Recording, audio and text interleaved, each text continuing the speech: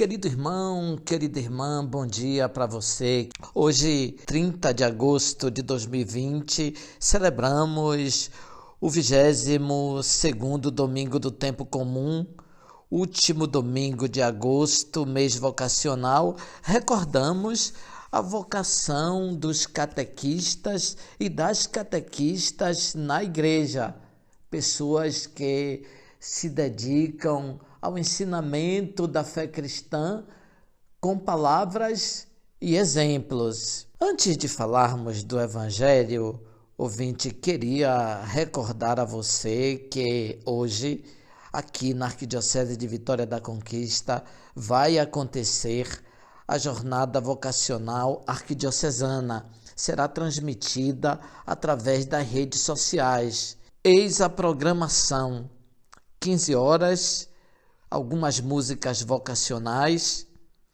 Depois teremos a palavra de abertura do padre Frenilson, que é reitor do Seminário Propedêutico Bom Pastor, em Tapetinga.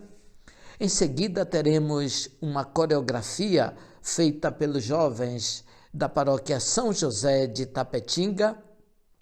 15 horas e 15 minutos, a oração inicial, que será coordenada pelas irmãs dos pobres de Santa Catarina. Ali a irmã Maiane fará então a assessoria.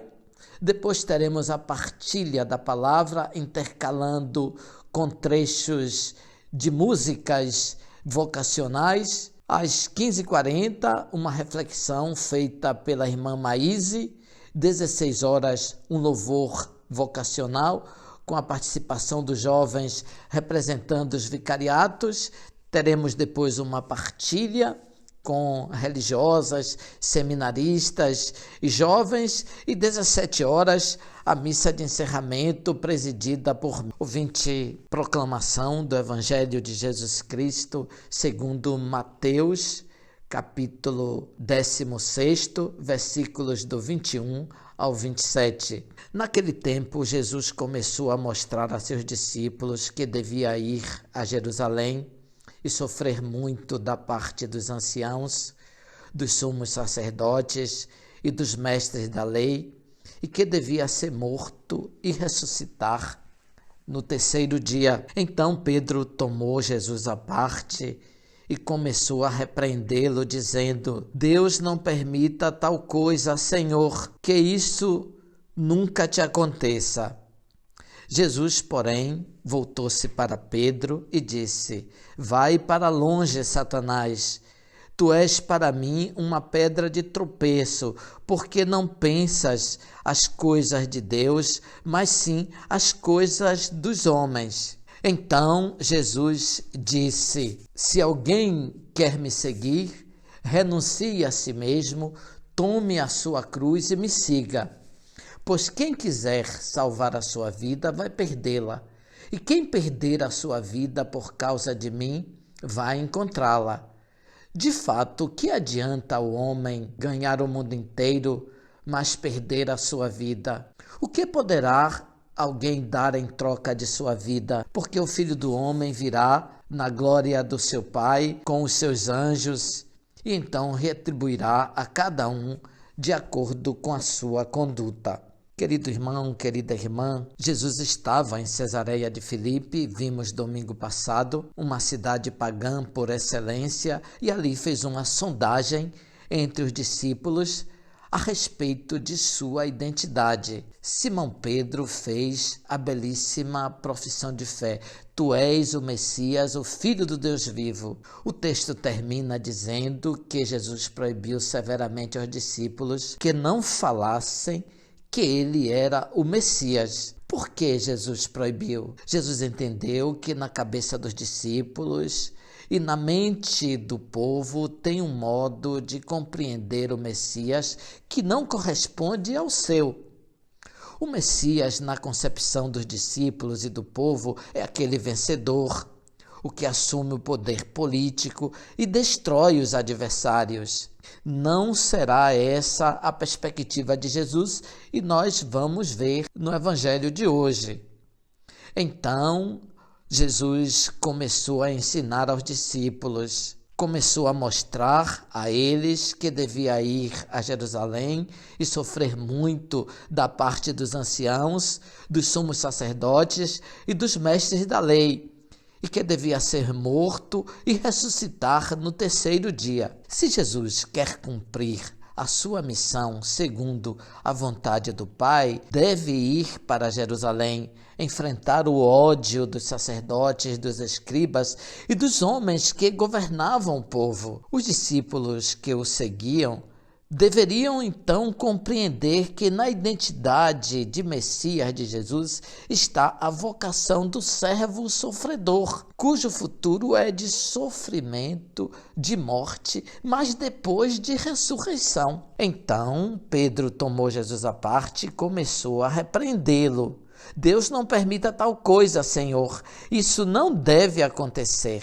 Para Pedro, o Messias, o ungido, é o rei que assume o poder econômico, político e militar para poder resolver os problemas do povo. Um rei isento, portanto, de qualquer referência à humilhação e ao sofrimento. Então, ouvinte, pela primeira vez surge no horizonte a loucura da cruz. Deus decide não se assemelhar aos poderosos do mundo, mas aos torturadores e aos condenados deste século. Significa abandonar todos os poderes deste mundo para assumir o mais verdadeiro de todos, o amor. É a supremacia da ternura e os poderes deste mundo serão impotentes. Ao terceiro dia ressuscitará. Então Jesus voltou-se para Pedro e disse: vai para longe, Satanás, tu és para mim pedra de tropeço, porque não pensas como Deus, mas como os homens. As palavras que Jesus dirige a Pedro são parecidas com as que Jesus tinha se dirigido ao demônio nas tentações.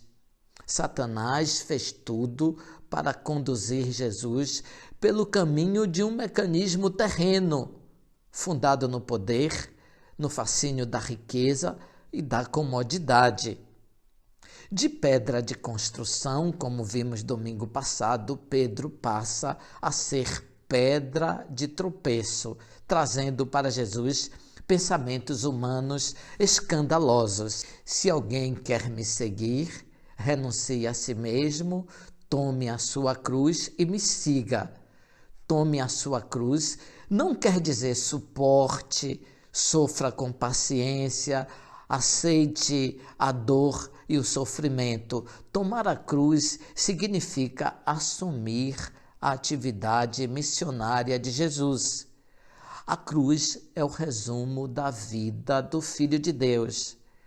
Significa viver uma vida semelhante à de Jesus, uma vida de amor e de doação. Cruz do amor é a loucura de Deus, a lúcida loucura do amor, amor até morrer. Seguir a Jesus é viver uma existência semelhante à sua, isto é, encontrar a vida perdendo-a, perder para encontrar. É a lei da física do amor.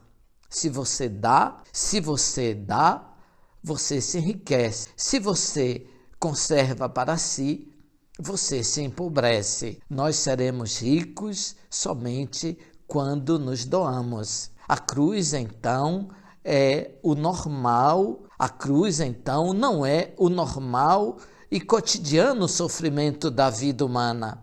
A cruz é viver tudo que é limite da vida humana no amor de Cristo como ocasião de amor, pois quem quiser salvar a sua vida vai perdê-la, e quem perder a sua vida por causa de mim vai encontrá-la. Para o homem salvar a vida por si mesmo e o seu mundo, para o homem salvar a vida é pôr a si mesmo e o mundo no centro. Para Jesus, viver plenamente e livremente é viver a própria existência como dom oferecido ao outro e a Deus. Agora nós podemos entender o que diz São Paulo na segunda leitura deste 22º domingo do tempo comum. Eu vos exorto a oferecer os vossos corpos como sacrifício espiritual agradável a Deus. Romano capítulo 12º. O ato litúrgico dos cristãos não se esgota no templo, mas se estende à vida de cada dia. No início do cristianismo, os fiéis começavam a compreender que eram inúteis os sacrifícios sangrentos dos animais. Era preciso uma vida moral digna de batizado. Não vos conformeis com o mundo, mas transformai-vos, renovando vossa maneira de pensar e de julgar, continua São Paulo. Significa que os cristãos foram libertados do pecado pelo sacrifício de Cristo. Não devem levar a vida do modo como levavam antigamente, mas precisam se distanciar de todos os vícios do presente. Não será necessário se tornar um eremita, um monge que vai para longe do mundo, mas os cristãos devem mudar a mentalidade, fazer a vontade de Deus em todas as coisas, viver o amor e a doação. Essa é a belíssima mensagem do último domingo do mês vocacional. Antes da bênção, rezemos a oração pedindo vocações para a vida religiosa e para todos os outros setores específicos da igreja. Senhor da messe e pastor do rebanho, faze ressoar em nossos ouvidos teu forte e suave convite: vem, segue-me. Derrama sobre nós o teu Espírito, que ele nos dê sabedoria para ver o caminho e generosidade para seguir tua voz. Senhor, que a messe não se perca por falta de operários. Desperta nossas comunidades para a missão. Ensina nossa vida a ser serviço. Fortalece os que querem se dedicar ao reino na vida consagrada e religiosa. Senhor, que o rebanho não pereça por falta de pastores. Sustenta a fidelidade de nossos bispos, padres e diáconos. Dá perseverança a nossos seminaristas. Desperta o coração de nossos jovens para o ministério pastoral em tua igreja. Senhor da messe, pastor do rebanho, chama-nos para o serviço de teu povo. Maria, mãe da igreja, modelo dos servidores do evangelho, ajuda-nos a responder sim. Amém. Bom dia, ouvinte. Louvado seja nosso Senhor Jesus Cristo, para sempre seja louvado.